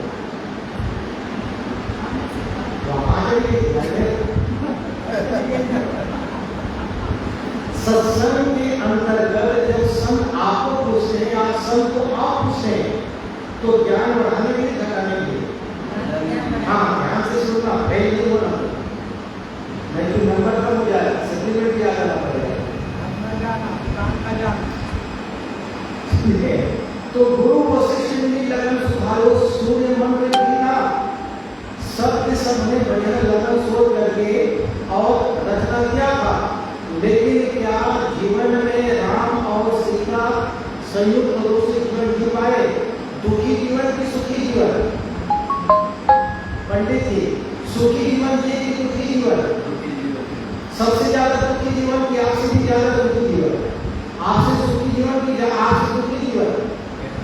हाँ, आपसे ज्यादा दुखी जीवन। शादी हुई, इधर तो हो गया दूसरा, होने वाला था क्या? रास तिलक। शाम के समय पूरी तैयारी रास तिलक की, सुबह सुबह क्या हो गया? बनवास। आप लोग में ऐसा नहीं हुआ होगा, शादी होकर के आए, शादी होने आकर के आने के बाद माँ बाप ने कहे कि नहीं किया होगा कि 14 साल के घर से निकल जाओ, अब घर में भी तुम्हारे नहीं होगा, दीपावली नहीं मत आना, होली नहीं मत आना, ऐसा कोई माँ बाप नहीं मिला होगा। लेकिन सोचिए, समय के साथ भी 50 साल को गुजरना पड़ा, मतलब राम की जिंदगी से कहीं हमारी जिंदगी ज्यादा सुखी है। अब कहो कि जब उन लोगों ने नक्षत्र कर सब कुछ को लेके चला था, पूरा उन्होंने विज्ञान शोध करके उन लोगों की शादी की रचना किया था, तो किसी पंडित को कम से कम बता देना था कि आपके सामने ग्रह टेढ़ा है, उनको बता देना चाहिए था कि शनि ग्रह तुम्हारा टेढ़ा है, तो कम से कम उस समय वनवास से पहले पूजा पाठ करवा लेते राम जी, उनके पास धर्म की कमी नहीं। लेकिन नहीं साहब, उस समय उनकी जो कर्म है वो कहीं जाता नहीं, उनका जो धर्म कहीं जाता नहीं। ये कहानी उस समय की, जब भृगु ऋषि अपने आश्रम पर विराजमान थे, उसके यहाँ गुरु माता दरवाजे पर बैठी हुई थी। भृगु ऋषि कहीं जंगल तरफ गए हुए ध्यान करने, तपस्या करने, माता जी अपने उस जो जिसको कहा जाता है निवास उनका कुटी आश्रम, वहां पर वो बैठी हुई थी। तब तक में विष्णु और उनके जिसको कहा जाता है विष्णु देवता और दैत्य, विष्णु को कहा जाता है देवता और उसी के भाई को कहा जाता है दैत्य, जबकि देवता और दैत्य दोनों एक ही पिता के पुत्र हैं। दीति और अदिति, दीति से देवता, अदिति से दैत्य, कोई अलग अलग नहीं है। लेकिन देवता को विष्णु को इच्छा हुई कि संपत्ति राजपाट मुझको मिले, इनको ना मिले। ईर्ष्या की जब कंठ मारा तो फिर उन्होंने उनके पीछे लग गया। कौन?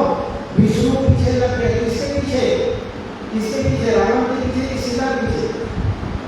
देखो आप लोग उत्तर में तो बात कई बार कर रहे हैं, आगे किसके पीछे? फिर वही बात अलग अलग उत्तर मत दिया। देवता लग गए दैत्य के पीछे कि इनको राज नहीं मिलना चाहिए, इनको पटवारी नहीं मिलना चाहिए, वर्चस्व हमारा होना चाहिए, लोग हमको माने, लोग हमको जाने, लोग हमको पूजे। इसकी कामना इनकी सोच है। किसकी सोच है? विष्णु की।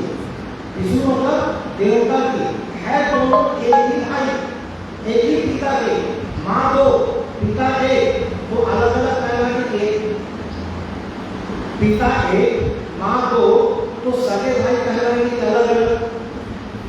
अरे एरिया में नहीं पता तो झूठ मत करना। इसलिए मैंने कहा मेरे सत्संग में बैठो तो बिल्कुल ठीक किसी तरह मैं बोलता था तो बोलाता जाता, अरे कोई नाराज हो पाता नहीं। तो दीति और अदिति, दीति से देवता विष्णु, अदिति से दैत्य पैदा हुए। और जब आगे बढ़े, उम्र आगे बढ़ी, तो दोनों भाई में कंपटीशन शुरू हो गया कि सारी सत्ता, सारा राजस्व मुझे मिलना चाहिए। जैसे सुरुचि से और सुरुचि से पुत्र पैदा हुआ राजा उत्तानपाद के माध्यम से, तो सुनीति को इसका पैदा हुई कि मेरा बेटा कौन? मेरा बेटा ध्रुव ही, मेरा बेटा उत्तानपाद ही नहीं, ध्रुव नहीं, उत्तानपाद राजा, तो राजा उत्तानपाद, ध्रुव और उनके पुत्र का नाम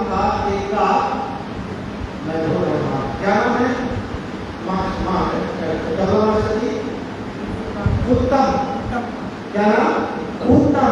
उत्तम ही व्यक्ति का भागीदारी बने। ध्रुव को स्थान नहीं मिलना चाहिए।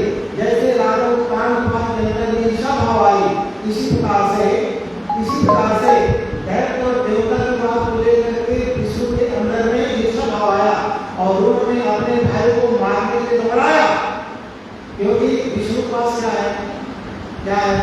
गंगा की बंदूक, गंगा की बंदूक क्या है?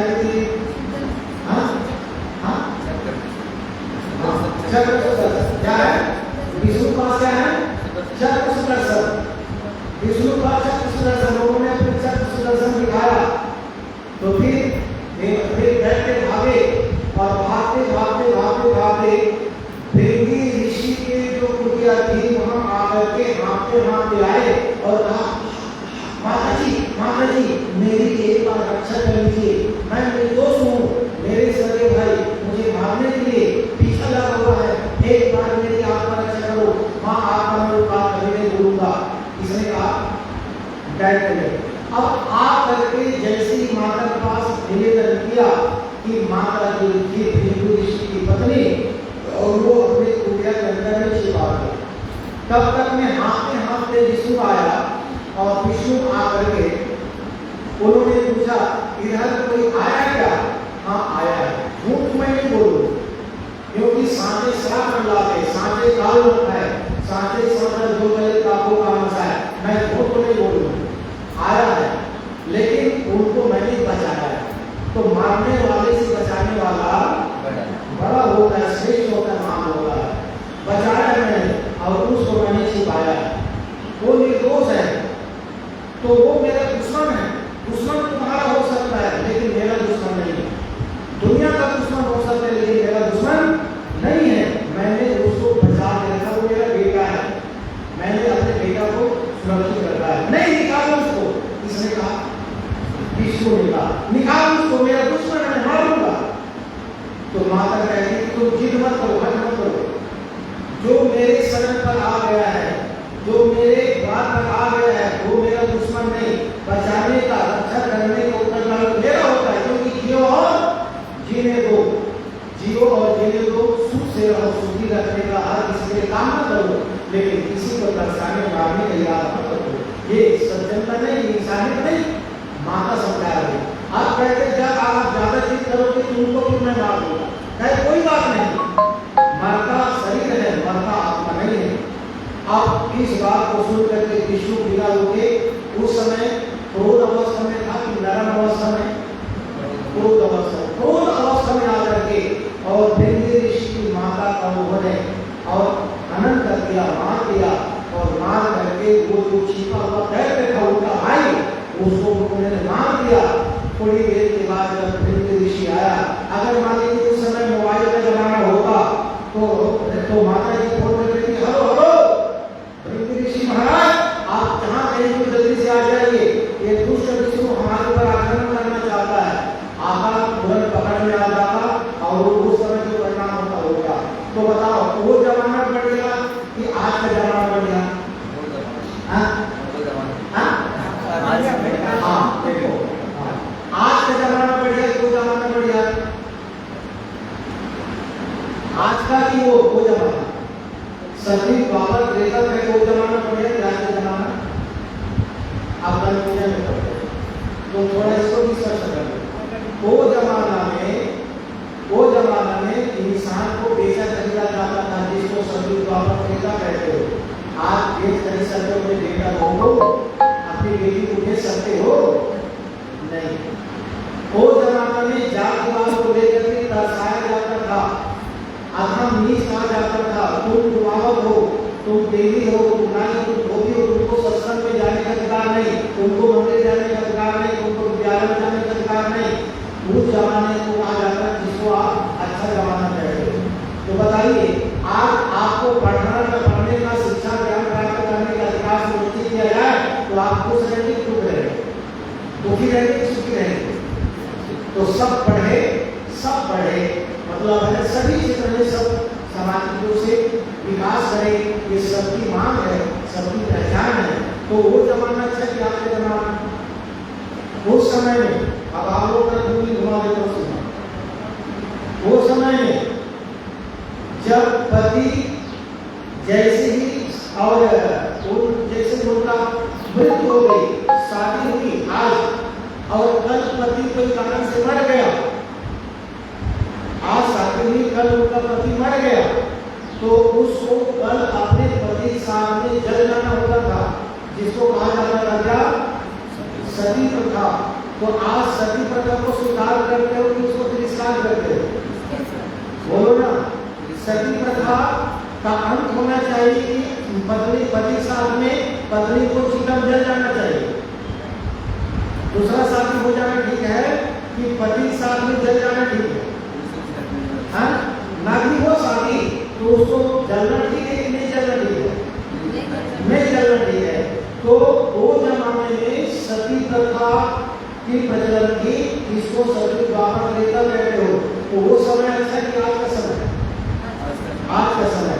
और बात सुन लो, वो समय में सड़क बिजली लाइट की व्यवस्था नहीं थी, और आज के समय में सड़क बिजली लाइट की व्यवस्था है, और उस समय में मोबाइल की व्यवस्था नहीं थी। अगर मोबाइल की व्यवस्था होती तो आपस सती त्रेता में, तो जब रावण सीता माता को उठा करके ले गया, तो उस समय सीता माता फोन कर देती, हेलो हेलो राम, ये कुछ रावण उठा करके जा रहे हैं, मैं बिल्कुल यहाँ पर विराजमान हूँ, तुम जल्दी से आ जाओ।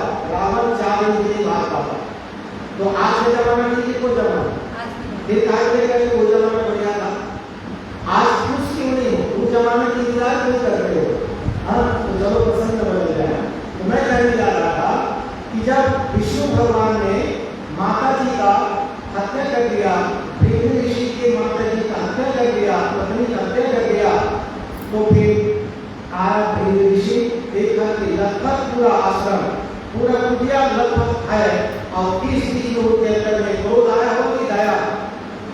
क्रोध दया नहीं आया, क्रोध आया, और क्रोध आया, और वही भृगु ऋषि ने श्राप दिया, जिस दुर्बलता जिस कमजोरी के कारण पूरे मेरे एक पतिव्रता नारी जीवन जीने वाली, धर्ममय ज्ञानमय संस्कारमय सेवा में जीवन जीने वाली मेरी उस नागरिक पत्नी को तूने मुझको अलग किया है, जा उसको भी अगले जन्म में तुमको भी इसी पत्नी की वियोग में तरसना तड़पना और भटकना पड़ेगा। किसने श्राप दिया?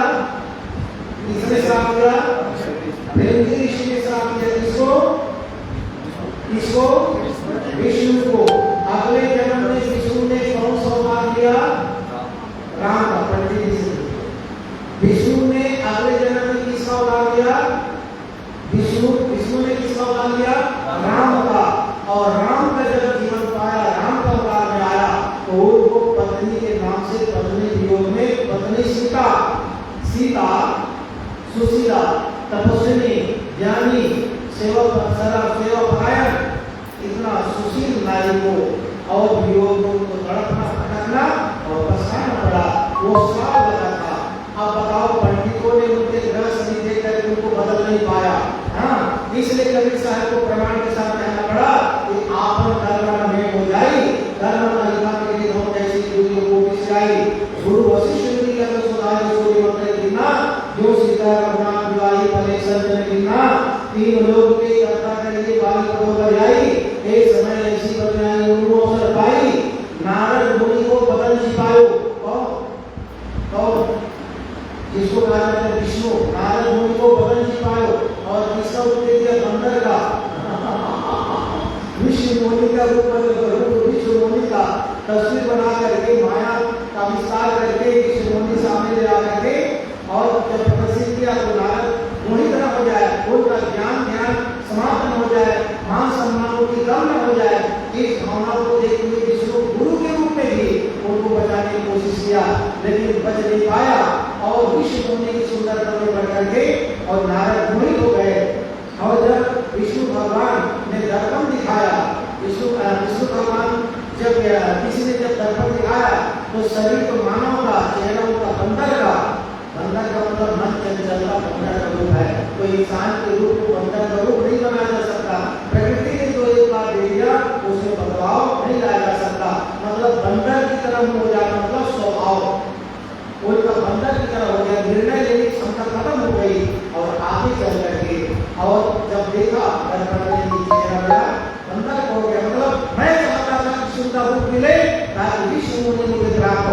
लेकिन उन्होंने अपना रूप नहीं दिया, अपनी सुंदरता नहीं दिया, यह तो बंदा कर दिया।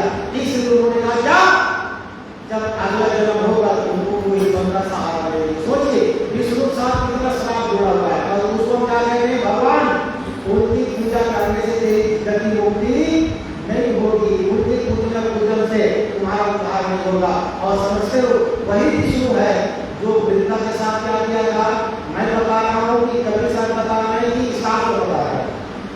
विष्णु ने सती वृंदा के साथ क्या किया था, सती वृंदा के साथ क्या किया था, नहीं मालूम किसी को, इतिहास छल किया था, जो काम नहीं करना चाहिए, जो घिनौना काम एक सामान्य आदमी करता है, धीरे बड़े आदमी, नीच आदमी, जिसको कामांध कहते हैं, वो आदमी करता है, वही काम विष्णु ने किसके साथ किया, सती वृंदा के साथ किया।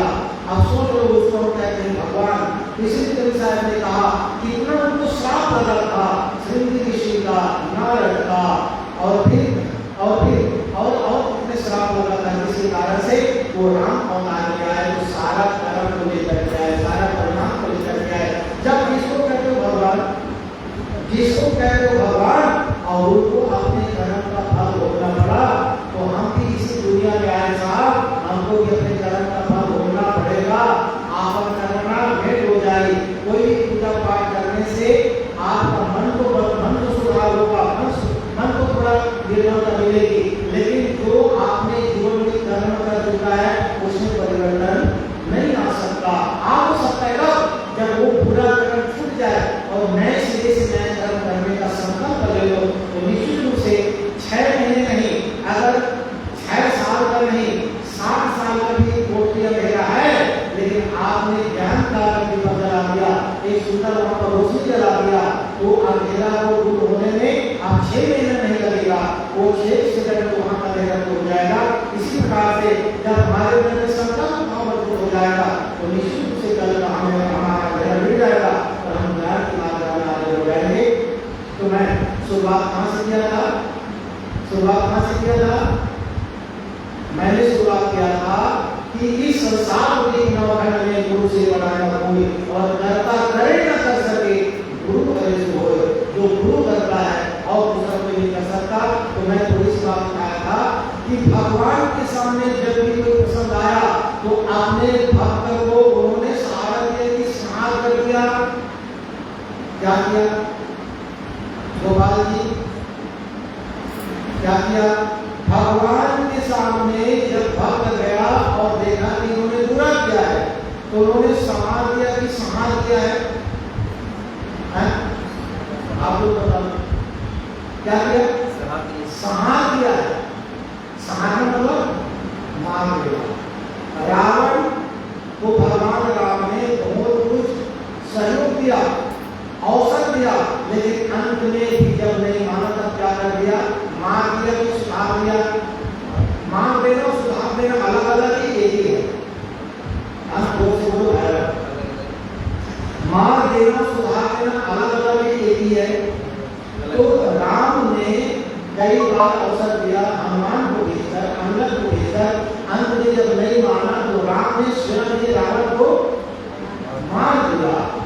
दूसरा बहुत मौका दिया भगवान कृष्ण ने कंस को, लेकिन जब उनका जाना हो गया, लेकिन जब नहीं समझ पाया तो कृष्ण ने कंस को मार दिया, सुधार दिया, मार दिया। ठीक, ये आपके भगवान पक्ष की बात है।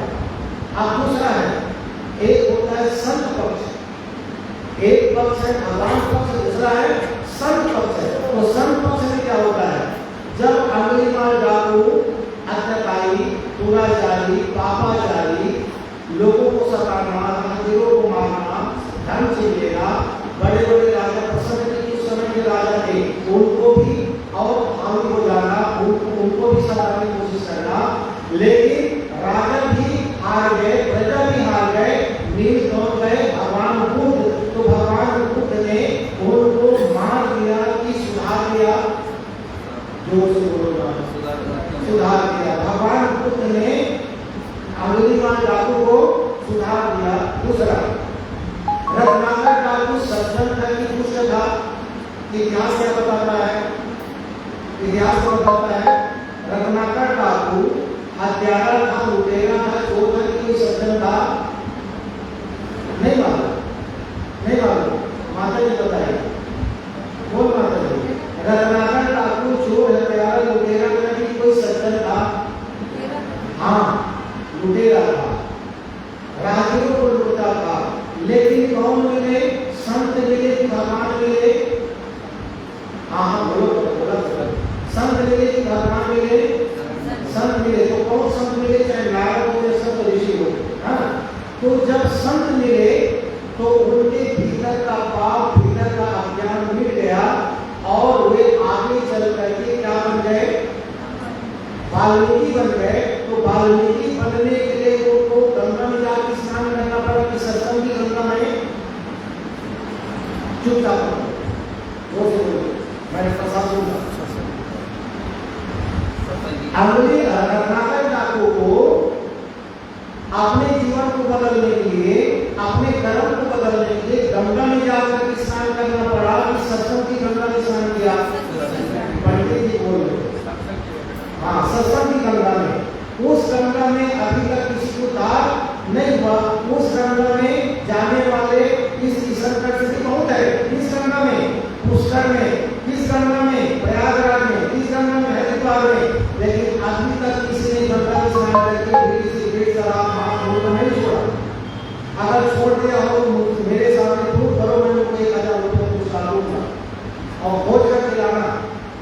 जो उस गंगा में स्नान करके अपने कर्म, अपने जीवन को बदल दिया हो तो उनको मैं 1000 रुपये दूंगा, बताने वाले 500 रुपये दूंगा। सब की बीच में आप कमाइए।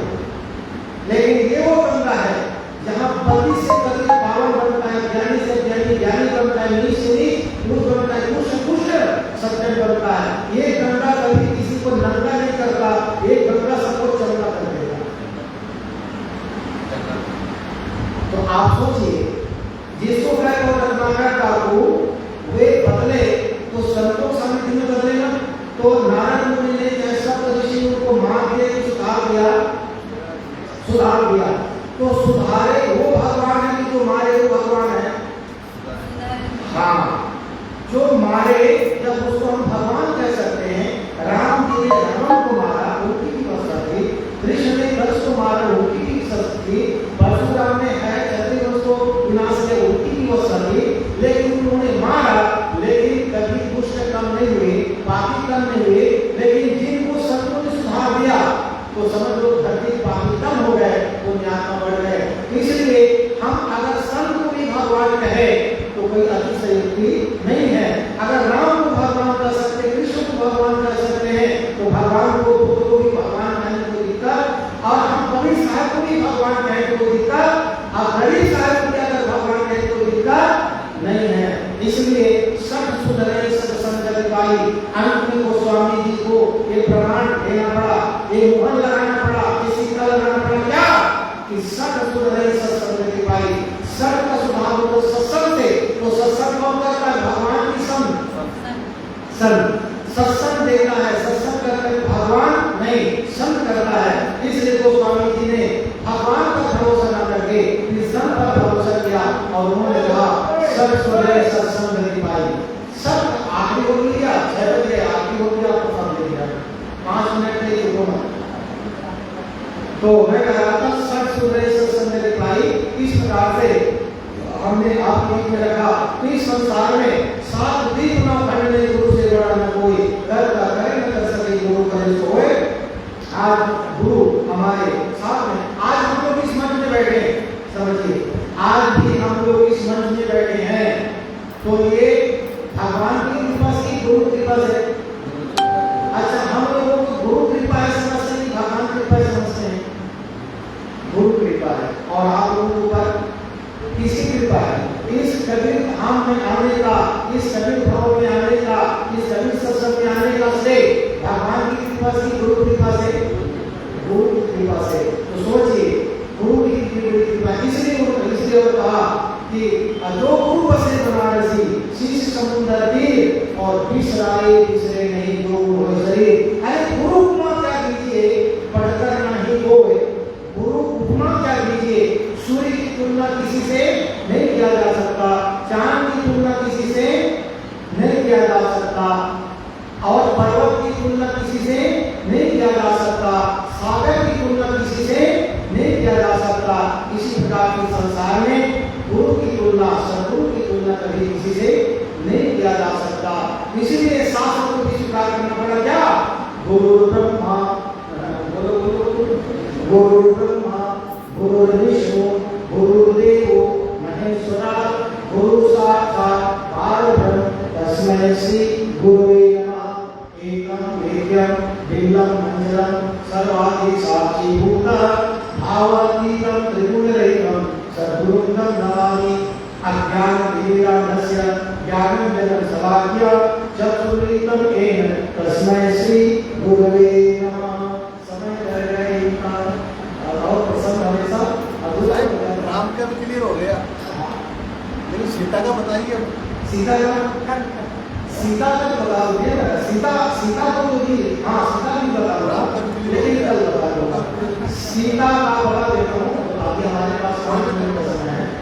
सीता के बीच में बात हुई जब एक कबूतर, नारी और पुरुष, कबूतर नर नारी कबूतर अपने आपस में बढ़िया से लड़ रहे। और जब पुरुष को देखा सीता माता, तो सीता माता को लालच आ गई और उन्होंने क्या किया, जैसे ही उसका मादा गया, नर जैसे ही नर उड़ गया और मादा को उन्होंने पकड़ करके रख दिया और उनको बहुत दिनों तक पकड़ के रखा, बहुत दिनों तक पकड़ के रखा।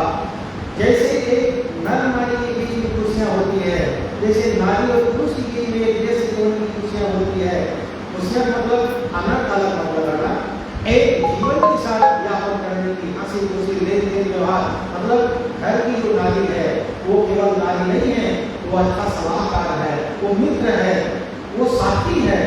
कितना नजदीकी साथी दुनिया में कोई नहीं, इतना नजदीकी दुनिया में कोई साथी मतलब होता है जो साथ निभाए। वो कौन है? साथी। हम भी आपके साथी हैं और आप भी हमारे मित्र हैं, माता जी भी हमारे मित्र हैं, माता जी भी हमारे साथी हैं। क्यों? क्योंकि हम लोग साथ मिलकर के संपादन कर रहे हैं किसका? सत्संग का।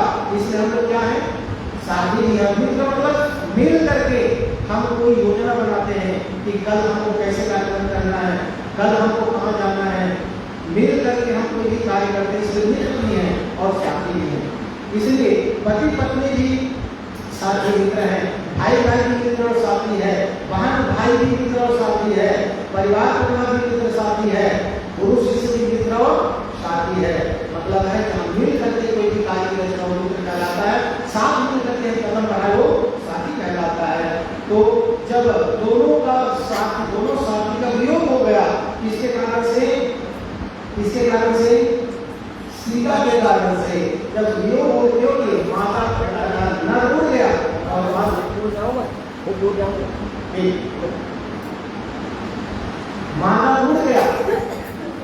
माता को पकड़ लिया, नर उड़ गया और उसको उन्होंने कैद कर लिया। और कैद करने के बाद जो एक दोनों के बीच का वात्सल्य करुणा भाव होना चाहिए वो मिल गया और वहीं से उन्होंने श्राप दिया गए जैसे आज बिना कारण के, बिना कोई उपाय के और आपने हमको वियोग करके रखा है, कल आने वाली जीवन की तुमको ये श्राप देती हूँ, तुमको भी अपने पति पत्नी के जीवन विषयों के साथ वियोग करना पड़ेगा। क्योंकि उनके अंदर भी कौन है? आत्मा है, मेरे अंदर भी आत्मा है। तुझमें राम, मुझमें राम, सब में राम समाया है। खाली नहीं है कोई जगह जहाँ राम रस न पाया है। इसलिए चीटी से अभी तक सभी के साथ उत्तम व्यवहार रखो, ना जाने किस देश में बाबा मिल जाए भगवान रे। इसलिए सर्वे भवन्तु सुखिनः, सर्वे सन्तु निरामया, सर्वे भद्राणि पश्यन्तु मा कश्चित् दुःखं भवेत्। ये शास्त्रों का मत मतलब संत का मत, संत का मत मतलब आपका मत, आपका मतलब होता है सबका मत। इसलिए हमको शास्त्र की बात को, धर्म की बात को, ज्ञान की बात को कभी नजरअंदाज नहीं करना चाहिए। जिस कार्य को आपने अंतराल में स्वीकार न करे ऐसा कार्य को कभी करना नहीं चाहिए। जिस कार्य को अपने माता पिता स्वीकार न करे ऐसे कार्य को कभी करना नहीं चाहिए।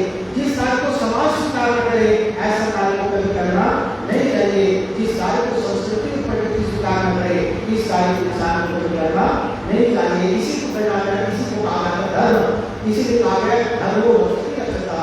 धर्म मतलब मंदिर में जाकर के पूजा पाठ करना ही औपचारिकता है, लेकिन धर्म मतलब होता है आपके भीतर की अंतरात्मा जो सत्य को स्वीकार करे, उसी को धर्म कहा जाता है। भारतीय धर्म जिसको हम धारण करते हैं, जिससे हमारा व्यक्तित्व चरित्र संसार व्यक्तित्व निर्माण होता है, तो उसको धर्म कहा जाता है। और ये धर्म की आवश्यकता हर प्रकृति में, हर मनुष्य के साथ, हर प्राणी को है।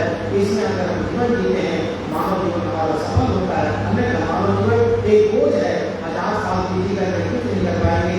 इसलिए निर्णय आज लेना है, निश्चय आज करना है, और जैसे कल तक हमने जो जीवन दिया, इसकी अपेक्षा कल के आने वाले वक्त को हमको संभाल करके और संभाल करके जीवन जीना है।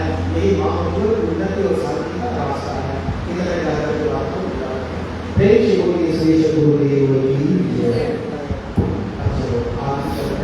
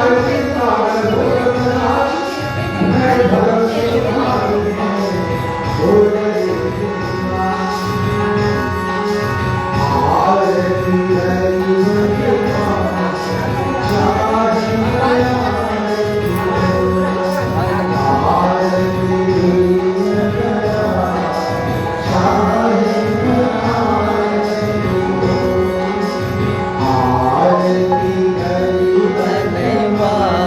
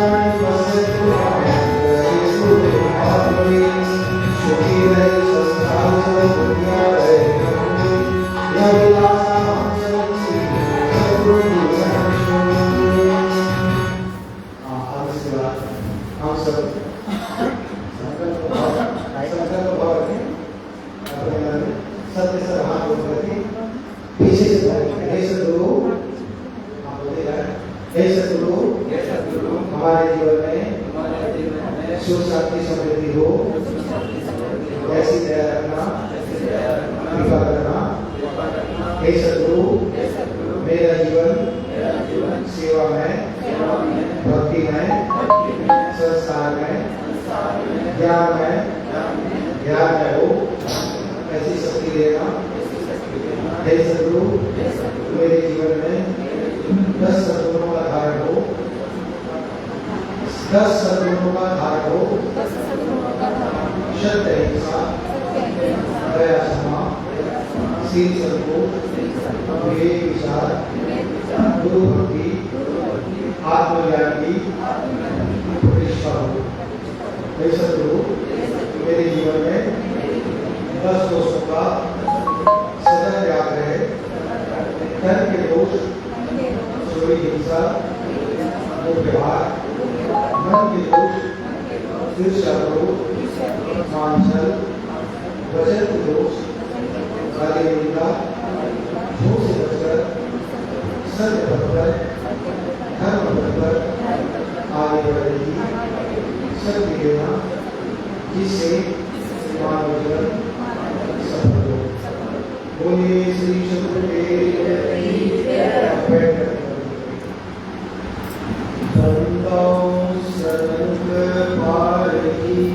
शीश भेद वचन उच्चारो बंदगी, सत्य प्रेम के साथ